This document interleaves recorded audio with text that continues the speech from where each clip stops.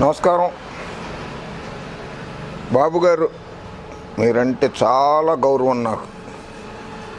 కానీ మీ రాజకీయ విధి విధానాలే నాకు నచ్చవు. ఎప్పుడు తమరు బాబు గారు మీరే ధైర్యంగా నిలబడండి బాబు గారు. ప్రజల పక్షాన ప్రజల ఆ భేటీ గురించి రాజ్యాంగ పదవుల్లో ఉన్నటువంటి వ్యక్తులు రాజకీయ నాయకులతోటి కలిసి గంటన్నర సేపు 1/3 తాగడానికి, హైదరాబాద్లో 1/2 టీ తాగుతారు, 1/3 టీ తాగడానికి అక్కడికి వెళ్ళలేదు పార్క్ హయ్యత్ హోటల్కి వాళ్ళు. అది తెలిసిపోయింది. న్యాయదేవతని ప్రసన్నం చేసుకుంటానికి వెళ్ళినట్లుగా ప్రజలు భావిస్తున్నారు. న్యాయదేవతను ఉంటుంది కదా, ఆ న్యాయదేవతను ప్రసన్నం చేసుకుని తమకు అనుకూలంగా మలుచుకునేందుకోసం వెళ్ళారని అనుకుంటున్నారు. గతంలో ఇప్పుడు ఊదర కొడుతున్నాయి కదా, ఇంకా కూడా ఇంత జరిగాక కూడా మీ అనుకూల పచ్చపిచ్చి గొట్టాలు ఉన్నాయే, పచ్చపిచ్చి గొట్టాలు ఇట్లా ఉంటాయి, పచ్చపిచ్చి గొట్టాలు.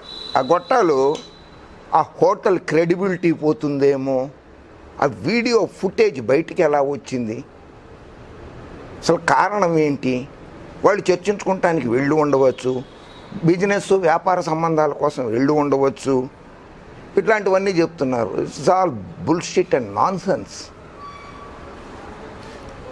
ఇది ఏంటంటే తమరు ప్రతిపక్షంలో ఉండగా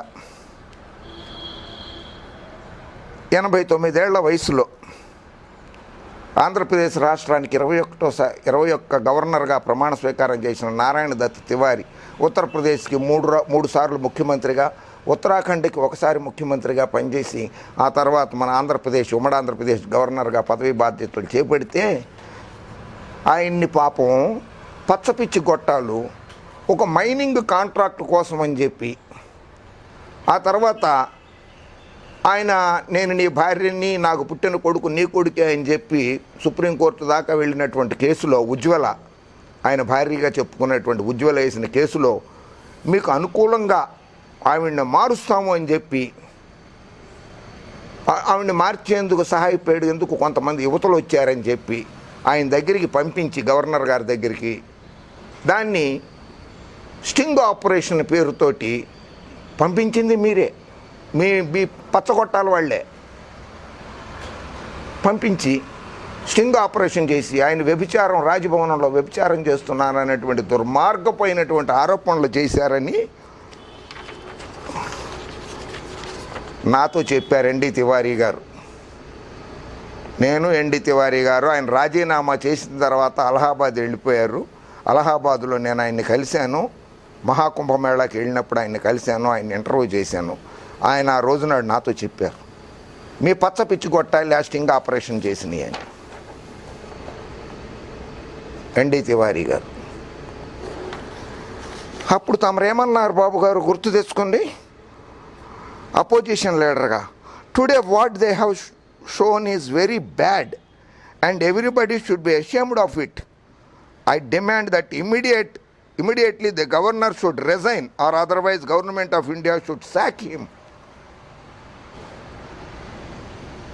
నైతిక విలువలతోటి ఎన్డీ తివారీ గారు రాజీనామా చేసేయాలి, లేకపోతే భారత ప్రభుత్వము రాష్ట్రపతి గారు ఆయన్ని పదవి నుంచి ఉద్వాసన చేయాలి అని చెప్పి పలికారు మీరు ఆ రోజు నాడు. మరి ఇప్పుడు ఒక స్టేట్ ఎలక్షన్ కమిషనరు కోర్టులో, high court of Andhra Pradesh, supreme court of India, apex court of ఇండియాలో కేసులు ఉన్నప్పుడు రాజకీయ నాయకులు, మాజీ మంత్రివర్యులు, పార్లమెంటు సభ్యులు సుజనా చౌదరి గారు, మాజీ కేంద్ర మంత్రి ఆయన కూడా, మాజీ మంత్రి కామినేని శ్రీనివాస్ గారితో ఆయన సమావేశం అవడము ఎలాంటి పరిస్థితులకు దారితీసిందో తెలుసా? ఇప్పుడు ఎందుకు అడగడం లేదు రాజీనామా చేయి, నిమ్మగడ్డ రమేష్ కుమార్ గారు మీరు రాజీనామా చేయండి అని ఎందుకు అడగడం లేదు మీరు? ప్రజలందరూ అనుకుంటున్నారు. బాబు గారు ఇంకో విషయం చెప్తాను, ఈయన రాజకీయ నాయకులతో సంబంధ బాంధవ్యాలు కలిగి ఉన్నాడు కనుక మేము నామినేషన్లు వేసాం పంచాయతీలకి, మున్సిపాలిటీలకి. ఇటువంటి రాజకీయ నాయకులతో సంబంధం కలిగినటువంటి ఎలక్షన్ కమిషనరు ఎన్నికలను నిష్పాక్షికంగా జరపలేడని మాకు సందేహాలు ఉన్నాయని చెప్పి ఎన్నికల్లో పోటీ చేసే సభ్యులందరూ కూడా రేపో మాపో సుప్రీంకోర్టులోనో ఆంధ్రప్రదేశ్ హైకోర్టులోనో పిటిషన్ దాఖలు చేస్తే నిమ్మగడ్డ రమేష్ కుమార్కి భవితవ్యం ఏమిటి బాబు గారు?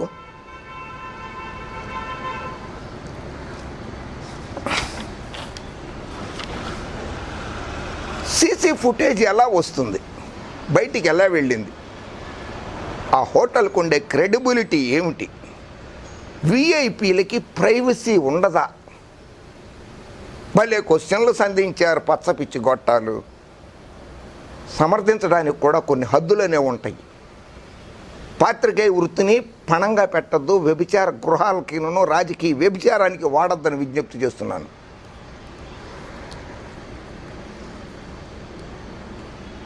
ఏ రోజు నాడైతే నిమ్మగడ్డ రమేష్ కుమార్ గారు కేంద్ర హోంశాఖకి లేఖ రాశారో, నాకు నా కుటుంబ సభ్యులకి ప్రాణభయం ఉంది, నాకు రక్షణ కల్పించండి అని కేంద్ర హోంశాఖ సహాయ మంత్రి కిషన్ రెడ్డి గారు నిమ్మగడ్డ రమేష్ కుమార్ గారు మాకు లేఖ రాసిన మాట వాస్తవమే, అందిన మాట వాస్తవమే అని ధృవీకరించారు కూడా. ఆ తర్వాత ఆయనకు సంబంధించిన ప్రతి కదలిక కూడా కేంద్ర రాష్ట్ర ప్రభుత్వ నిఘాలో ఉంటుంది. ఆయన ప్రాణాన్ని కాపాడడానికన్నా ఇంగిత జ్ఞానం లేకపోయిందా పచ్చపిచ్చి గొట్టాలకి? ఆయన ఎందుకు ఆయన ప్రాణం కాపాడాలి, నిమ్మగడ్డ రమేష్ కుమార్ గారు ప్రాణం కాపాడాలి. ఇక్కడ ప్రైవసీ కాదు కావాల్సింది, ఆయన ప్రాణం కాపాడాల్సిన బాధ్యత కేంద్ర రాష్ట్ర ప్రభుత్వాలపై ఉంది కనుక నిఘాని పెట్టారు. అక్కడ అనుకోకుండా రాజకీయ నాయకులు కలిశారు కదా ఈ నిఘా నేత్రాలకి, అక్కడ దొరికిపోయారు. బాబు గారు 23 ఏంటో అసలు అచ్చిబాటు రాలేదు మీకు. 23 మంది ఎమ్మెల్యేలను కొనుక్కున్నారు, 3 ఎంపీలను కొనుక్కున్నారు. 23 1980 జూన్ 23వ తారీఖు. ఇది 1980 జూన్ 23 నాడు రాజ్యాంగేతర శక్తిగా పిలువబడ్డటువంటి ఇందిరాగాంధీ గారి రెండవ కుమారుడు సంజయ్ గాంధీ గారు విమాన ప్రమాదంలో చనిపోయారు. రాజ్యాంగేతర శక్తిగా పిలువబడ్డాడు ఆయన. జూన్ 23వ తారీఖు నాడే 23 మీకు అచ్చిబాటు రాలేదు ఈ నెంబరు. మీరు ఆ పార్టీ పొత్తులోనే ఉన్నారు బాబు గారు. జూన్ 23 నాడు సంజయ్ గాంధీ గారు విమాన ప్రమాదంలో చనిపోయారు. 1985 జూన్ 23 బాబు గారు ఎయిర్ ఇండియా విమానం 329 మంది 1985 1 9 10 8 18 5 23 అడ్డంగా కొడితే కూడా 23 వచ్చింది దానికి. ఆ రోజునాడు 329 మంది విమాన ప్రమాదంలో చనిపోయారు బాబు గారు.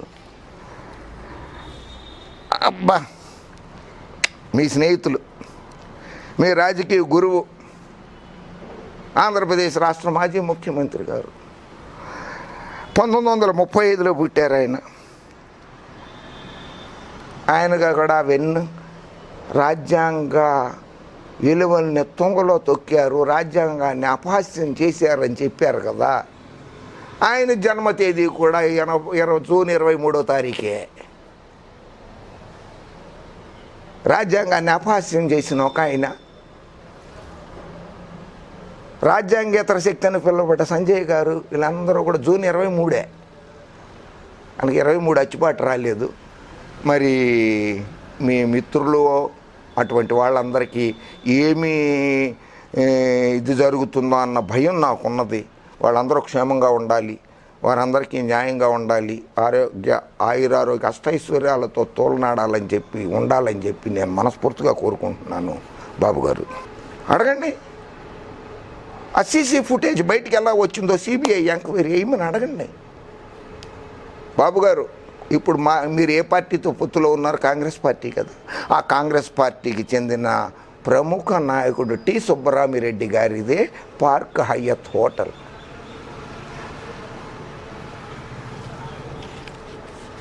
ఇక మనం మీ దగ్గరికి వద్దాం బాబు గారు. రాజ్యాంగంలోని 242K, constitution of India 242K, constitution of India 242Z ఇవన్నీ నాకు వర్తిస్తాయి. నన్ను పదవుల్లో నుంచి తీసేయకోవడానికి అధికారాలు లేవు, గవర్నర్ కానీ ముఖ్యమంత్రికి కానీ ఎవరికి లేవు. నిజమే, అది రాజ్యాంగం చెప్పినట్లుంది కదా. ఓకే, ఇప్పుడు 8వ అంతస్తు పార్క్ హయత్ హోటల్ 8వ అంతస్తు 807, 813, 817 రూమ్ నెంబర్ మీకే తెలుసు. ఎందుకంటే మీకు తెలియకపోయినా మీ పార్టీ మీరు ఒక 2019 ఎన్నికల్లో పొత్తులో ఉన్నారు చూసారా. గాలి సింగ్ గారు అని ఒక నటుడు, ఆ గాలి సింగ్ గారికి సినిమా దర్శక నిర్మాతకి అందులో పర్మనెంట్ రూమ్స్ ఉన్నాయి ఆ హోటల్లో. అర్థమైందా? గాలి సింగ్ గారికి కూడా ఉంది పర్మనెంట్ రూము అక్కడ. ఇప్పుడు ఆ 242K, 242Zకి ఏ వక్ర భాష్యం చెప్తారో మీరు చూపిస్తాను నేను, ఎలా చెప్పగలుగుతారన్నది. జ్యుడిషియల్ ఆఫీసర్స్ రివ్యూ అని ఒకటి ఉంటుంది. 1987 3 SCC 1 Dayakar Singh versus high court of Allahabad. Judge గారికి ఏ నియమ నిబంధనలు వర్తిస్తాయో ఆ నియమ నిబంధనలే నాకు కూడా వర్తిస్తాయని స్టేట్ ఎలక్షన్ కమిషనర్ గారు 242Kలో చెప్తున్నారు, 242Zలో చెప్తున్నారు కదా. అలాగే హైకోర్టు జడ్జి గారికి ఏ మోడల్ కోడ్ ఆఫ్ కండక్ట్ అనేది వర్తిస్తుందో అవి కూడా వర్తిస్తాయి కదా. అప్పుడు చెప్తున్నాను. High court of Allahabad versus Dayakar Singh గారు కేసులో జడ్జి గారి మీద అభియోగాలు ఇవి. దయాకర్ సింగ్ అని ఆయన వేసాడు 1987 3 SCC 1లో. Judicial officers cannot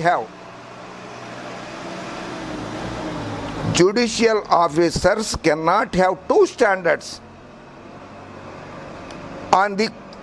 in the court and another outside the court. కోర్టు బయట కానీ కోర్టు లోపల కానీ ద్వంద్వ ప్రమాణాలు పాటించడానికి వీలే లేదు జడ్జీలు కానీ జ్యుడిషియల్ ఆఫీసర్స్ కానీ. They must have one standard only. వాళ్ళకు ఒకటే నియమ నిబంధన ఉంటుంది. స్టాండర్డ్ ఆఫ్ పేజ్ 4 రెక్టిట్యూడ్, హానెస్టీ అండ్ ఇంటిగ్రిటీ, నీతి నిజాయితీ నిబద్ధత మీద ఆధారపడి ఉంటుంది. They cannot act even remotely unworthy of the office they occupy in high court of judiciary. Judicial ethics and conduct of judicial officers అనే దాంట్లో హైకోర్టు జడ్జిమెంట్ ఉన్నది బాబు గారు. హైకోర్టు జడ్జిలు ఎక్కడ పడితే అక్కడికి వెళ్ళిపోకూడదు, ఎవరితో పడితే వాళ్ళతో మాట్లాడకూడదని తీర్పు ఉన్నది. సుప్రీంకోర్టు తీర్పులు ఉన్నాయి, హైకోర్టు తీర్పులు ఉన్నాయి. KP Singh versus high court of Himachal Pradesh, LPA number 163 of 2009. ఇదిగో బాబు గారు, ఇది జడ్జిమెంట్. ఇది KP Singh versus Himachal Pradesh high court 163 of 2009, dated 21/4/2000. Division bench justice Kurian Joseph chief justice and justice Deepak Gupta వాళ్ళు తీర్పు చెప్పారండి. ఆ తీర్పులో ఏమని చెప్పారో చూద్దాం. హైకోర్టు జడ్జిలకి ఏవేమి కోడ్ ఆఫ్ కండక్ట్ ఉంటుందో అదే ఎలక్షన్ కమిషనర్ గారికి కూడా వర్తిస్తాయి కదా. ఎందుకంటే ఆయన ర్యాంక్ హైకోర్టు జడ్జి ర్యాంక్ కదా. Per Justice Kurian Joseph, Chief Justice, integrity according to Oxford Dictionary is moral uprightness, honesty. It takes in its sweep probity, innocence, trustfulness, openness, sincerity, blamelessness, immaculacy, rectitude, uprightness, virtuousness, righteousness, goodness, cleanness, decency, honour, reputation, nobility, irreproachability. ఎవరిని కలుసుకుంటానికి వీల్లేదు. ఇర్రప్రోచబిలిటీ, purity, ప్రశాంతంగా ఉండాలి, స్వచ్ఛంగా ఉండాలి. Respectability, గౌరవప్రదంగా ఉండాలి. జెన్యూన్నెస్, నిష్పక్షపాతంగా ఉండాలి. అండ్ మోరల్ ఎక్సలెన్స్, నీతి నిజాయితీతో ఉండాలి. In short, it depicts sterling character with firm evidence to a code of moral values. Judiciary is an integrity institution. Therefore, judicial officer should possess the sterling quality of Integrity is the hallmark of the judicial discipline apart from others, as reminded by the apex court in Tarak Singh versus Jyoti Basu. Jyothi bus గారికి తారక్ సింగ్ గారికి case జరిగినప్పుడు 2005లో SCC 201లో ఇచ్చారన్నమాట judgement. జడ్జిలు బయట ఎవరి వ్యక్తులతోటి కలవకూడదు, వాళ్ళు ఎవరిని సంప్రదింపులు జరపకూడదు అని. మరో కేసులో రామ్ ప్రతాప్ శర్మ వర్సెస్ దయానంద్ కేసులో issued a notice to the caution to the effect that it is proper for a judge not to accept any invitation. ఎవరైనా పిలిస్తే ఆహ్వానాలు పలికితే ఆహ్వానాలని మన్నించకూడదు. అండ్ హాస్పిటాలిటీ, వాళ్ళు ఏదైనా హోటల్లో భోజనం పెడతామంటేనో, ఒక రూమ్ ఇప్పిస్తామంటేనో, ఒక కారు పంపుతామంటేనో అవి కూడా యాక్సెప్ట్ చేయకూడదు. ఆఫ్ ఎనీ బిజినెస్, ఏ వ్యాపార సంస్థల్లో కూడా వాళ్ళకి భాగస్వామ్యం ఉండకూడదు. ఆర్ కమర్షియల్ ఆర్గనైజేషన్, చోటమోట చిన్న చిన్న దుకాణాలు అటువంటివి కూడా పెట్టుకోవటానికి వీల్లేదు. Or any political party or ఏ రాజకీయ పార్టీతోటి సంబంధాలు ఉండకూడదు, రాజకీయ నాయకులతోటి కలవకూడదు. ఆఫ్ ఎనీ క్లబ్, సోషల్గా ఒక క్లబ్బుల్లో కూడా వాళ్ళు మెంబర్షిప్ కలిగి ఉండరాదు. ఆర్గనైజేషన్స్లో ఎన్నికల్లో పోటీ కూడా చేయకూడదు. Or organisation run or sectarian, communal or parochial line, వాళ్ళు క్లబ్బుల్లో కూడా మెంబర్షిప్గా ఉండదు. రాజకీయ నాయకులు పిలిచిన వివాహాలు అటువంటి వాటికి పిలిచిన, కుటుంబంలో తప్పితే వేరే వివాహాలకి పిలిచినా ఎక్కడికి పిలిచినా కూడా వెళ్ళకూడదు. ఒకవేళ వెళ్ళాలనుకున్నప్పుడు ఆ వివాహానికో, ఆ ఫంక్షన్కో, ఆ కార్యక్రమానికి ఎవరెవరు అతిథులుగా వస్తున్నారనే లిస్టు తెప్పించుకోవాల్సిన బాధ్యత ఉన్నది జడ్జీలకి, ఆ హోదా కలిగిన రాజ్యాంగబద్ధమైనటువంటి పదవుల్లో ఉన్న వాళ్ళకి అని రామ్ ప్రతాప్ శర్మ వర్సెస్ దయానంద్ కేసులో సుప్రీంకోర్టు జడ్జిమెంట్ ఇచ్చింది. సార్ బాబు గారు, రమేష్ కుమార్ గారు, సుప్రీంకోర్టు జడ్జిమెంట్లు ఇవి. ఇంకా చాలా కేసుల్లో high court of Rajasthan versus Ramesh Chand Paliwal 2 SCC 72 1998లో జడ్జిమెంట్ ఉన్నది. High court of Bombay versus Shashikant S Patil 1 SCC 416 2000 సంవత్సరంలో 2000 సంవత్సరంలో ఒక జడ్జిమెంట్ ఇచ్చింది.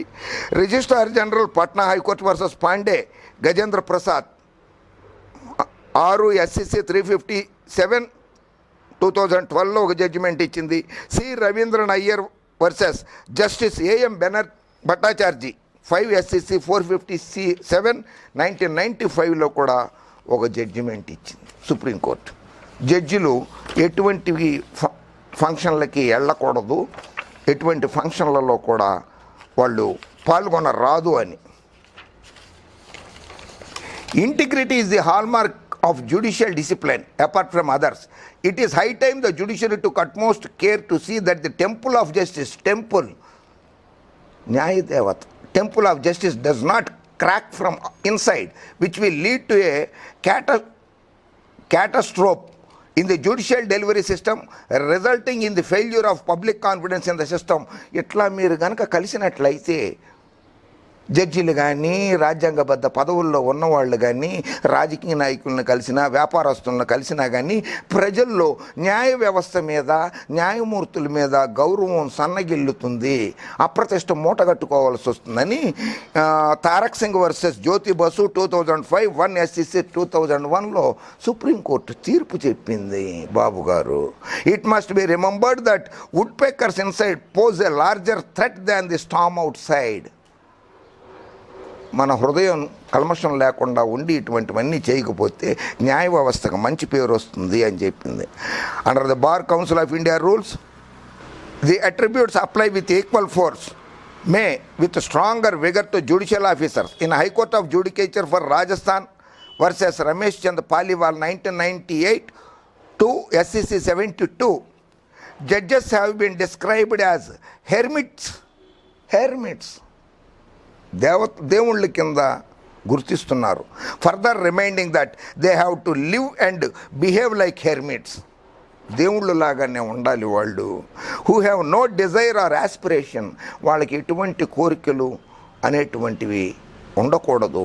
Having shed it through penance, నిర్మలమైన స్వచ్ఛమైన మనసుతోటి ఉండాలి. Their mission is to supply light and not heat. ప్రజలకి వెలుగుని ఇవ్వాలి కానీ వేడిని ఇవ్వకూడదు. కాంతినివ్వాలి కానీ వేడిని ఇవ్వకూడదు.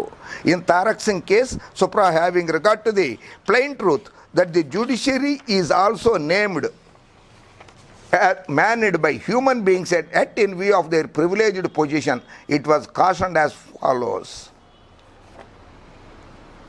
There is nothing wrong in a judge having an ambition to achieve something. ఓ జడ్జి గారికో ఎలక్షన్ కమిషనర్ గారికో కోరికలు అనేవి ఉండటం సహజం. But if the ambition to achieve is likely to cause a compromise with his divine judicial duty, ఆ కోరికని తీర్చుకుంటానికి తన ఆత్మని పణంగా పెట్టకూడదు అని సుప్రీంకోర్టు చెప్తోంది. తన మనస్సాక్షిని పణంగా పెట్టకూడదని చెప్పి సుప్రీంకోర్టు జడ్జిమెంట్ చెప్తోంది. With his divine judicial duty better not to pursue it. అటువంటి సమావేశాలకి హాజరవ్వద్దు. Because if a judge is too ambitious to achieve something materially, he becomes timid. When he becomes timid, there will be a tendency to make a compromise between his divine duty and his personal interest. న్యాయదేవతకి, న్యాయానికి తన కోరికల్ని సాధించుకోవడం కోసం, తనకు అనుకున్నది సాధించుకోవడం కోసం న్యాయాన్ని పణంగా పెట్టడము అనేది స్వార్థం కిందకే వస్తుంది. There will be a conflict between interest and duty. నిబద్ధతతో పని చేయండి అని చెప్పి సుప్రీంకోర్టు తీర్పు ఇచ్చింది. బాబు గారు, high court of judicature at Bombay versus Uday Singh 1957 5 SCC 129 in the matter of maintenance of discipline. Supreme court judgment. Maintenance of discipline in the judicial services is a paramount matter. Acceptability of the judgments depends upon the credibility of the conduct, honest, integrity and character of the officer. The confidence of the litigation public gets affected or shaken by lack of integrity and character of judicial officer. చూశారు కదా సుప్రీంకోర్టులో ఎంత చక్కటి ఉన్నాయో. Dayashankar versus high court of Allahabad నేను చదివి వినిపించేశాను మీకు. High Court of Judicature at Bombay versus Shashikant Patil 2001 SCC 416.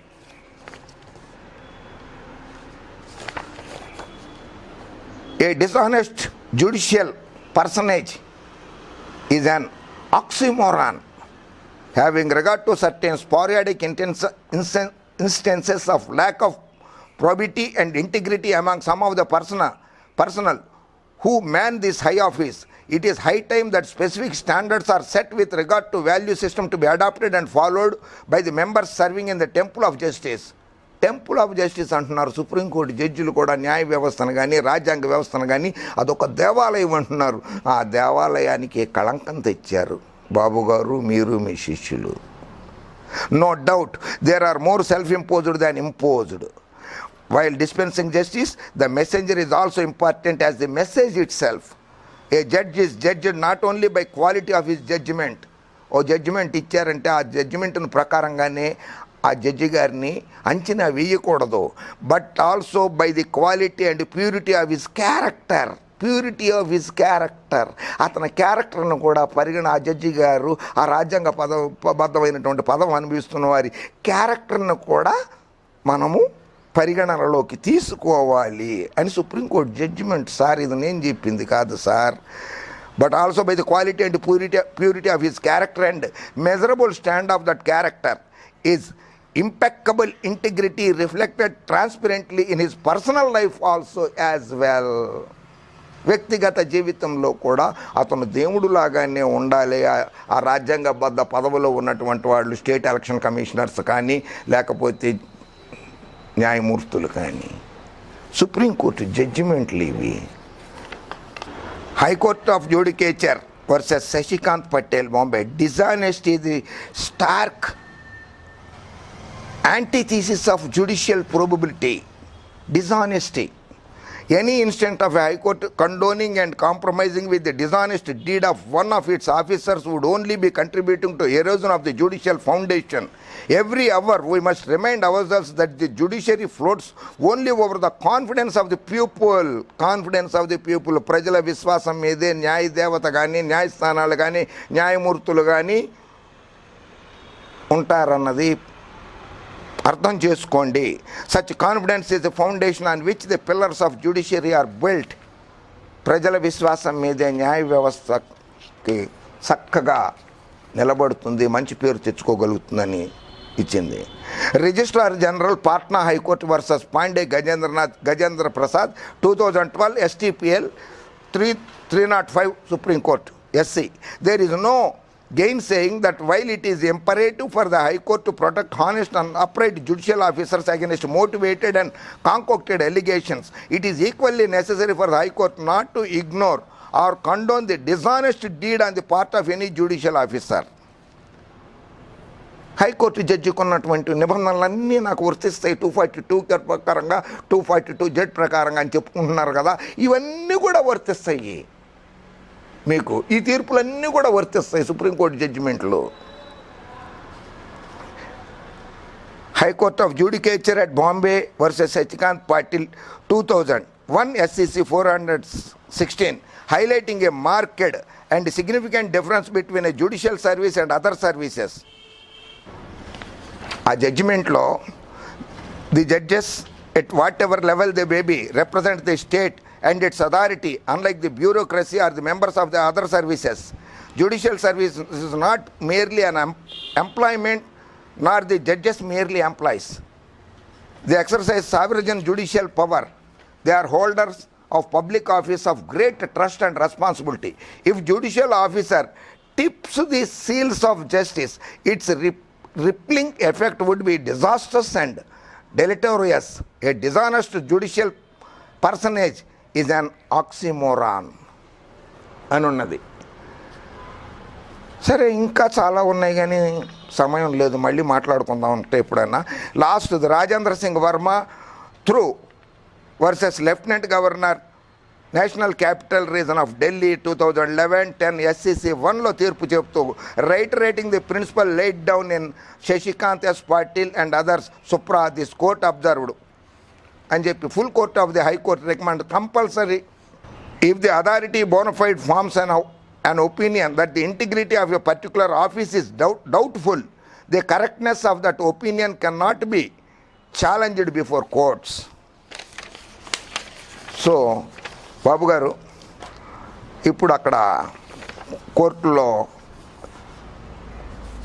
Andhra Pradesh హైకోర్టులో కానీ సుప్రీంకోర్టులో కానీ పంచాయతీ ఎన్నికలకి మున్సిపల్ ఎన్నికల్లో నామినేషన్ వేసిన అభ్యర్థులందరూ ఈయన ఎక్కడెక్కడో రాజకీయ నాయకులను కలిశారు సార్, మరి అటువంటిది ఆయన నిష్పాక్షికంగా ఎన్నికలు నిర్వహిస్తారు అని చెప్పి రాష్ట్రంలో పంచాయతీ ఎన్నికలు మున్సిపల్ ఎన్నికలు నిర్వహిస్తారని మాకు నమ్మకమే లేదు సార్, ఇన్ని సుప్రీంకోర్టు జడ్జిమెంట్లు ఉన్నాయి సార్, కనుక ఆయన్ని తప్పించండి సార్ అని చెప్పేసి హైకోర్టులోనో సుప్రీంకోర్టులోనో పిటిషన్ వేస్తే బాబు గారు పిచ్చిగొట్టాలు పచ్చగొట్టాలు మీరు హరే రామ హరే కృష్ణ భజన చేసుకోవాల్సిందే బాబు గారు.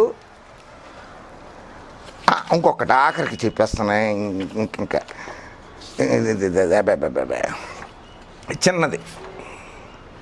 చిన్నదే. మీరు ముఖ్యమంత్రిగా ఉండగానే ఆ పార్క్ హైయత్ హోటల్ కూడా కట్టింది మీరు ముఖ్యమంత్రిగా ఉన్న టైంలోనే కట్టారు.